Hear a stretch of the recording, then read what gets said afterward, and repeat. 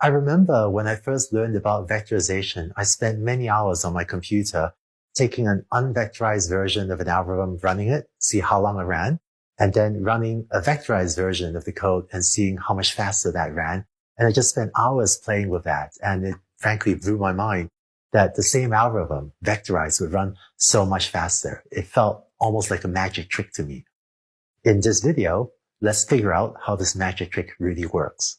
Let's take a deeper look at how a vectorized implementation may work on your computer behind the scenes. Let's look at this for loop. A for loop like this runs without vectorization. So if j ranges from 0 to, say, 15, this piece of code performs operations one after another.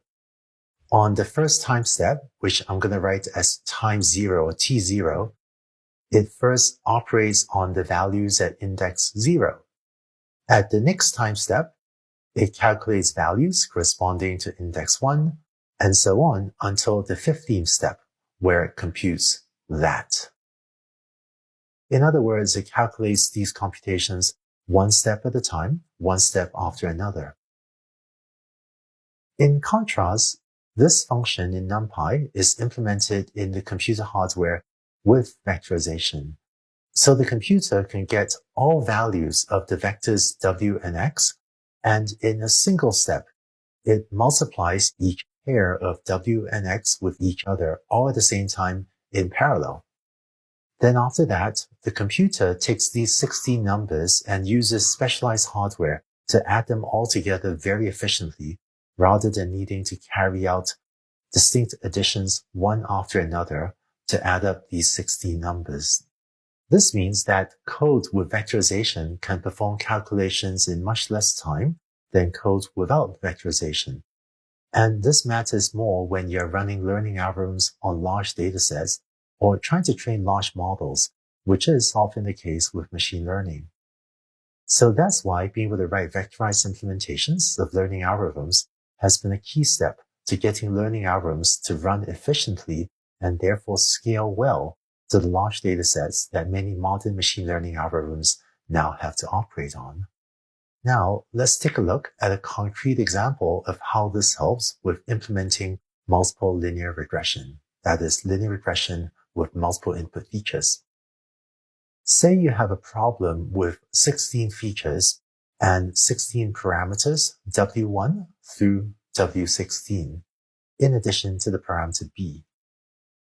You calculated 16 derivative terms for these 16 weights, and in code, maybe you stored the values of W and D in two NumPy arrays, with D storing the values of the derivatives. For this example, I'm just going to ignore the parameter B. Now, you want to compute an update for each of these 16 parameters. So Wj is updated to Wj minus the learning rate, say 0.1, times Dj for j from 1 through 16. In code, without vectorization, you would be doing something like this.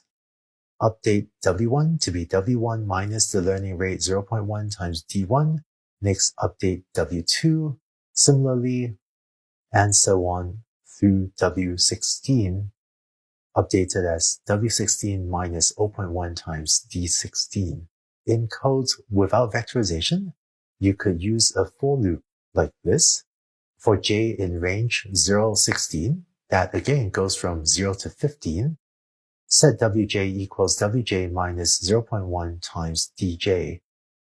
In contrast, with vectorization, you can imagine the computer's parallel processing hardware like this. It takes all 16 values in the vector W and subtracts, in parallel, 0.1 times all 16 values in the vector D and assign all 16 calculations back to W, all at the same time and all in one step. In code, you can implement this as follows. W is assigned to W minus 0.1 times D. Behind the scenes, the computer takes these NumPy arrays, W and D, and uses parallel processing hardware to carry out all 16 computations efficiently. So using a vectorized implementation, you should get a much more efficient implementation of linear regression. Maybe the speed difference won't be huge if you have 16 features, but if you have thousands of features and perhaps very large training sets, this type of vectorized implementation will make a huge difference in the running time of your learning algorithm. It could be the difference between code finishing in 1 or 2 minutes versus taking many hours to do the same thing. In the optional lab that follows this video, you see an introduction to one of the most used Python libraries in machine learning, which we've already touched on in this video, called NumPy. You see how to create vectors in code, and these vectors or lists of numbers are called NumPy arrays. And you also see how to take the dot product of two vectors using a NumPy function called dot. And you also get to see how vectorized code, such as using the dot function, can run much faster than a for loop. In fact, you get to time this code yourself and hopefully see it run much faster. This optional lab introduces a fair amount of new NumPy syntax, so when you read through the optional lab, please don't feel like you have to understand all the code right away, but you can save this notebook and use it as a reference to look at when you're working with data stored in NumPy arrays. So, congrats on finishing this video on vectorization. You've learned one of the most important and useful techniques in implementing machine learning algorithms. In the next video, we'll put the math of multiple linear regression together with vectorization so that you will implement gradient descent for multiple linear regression with vectorization. Let's go on to the next video.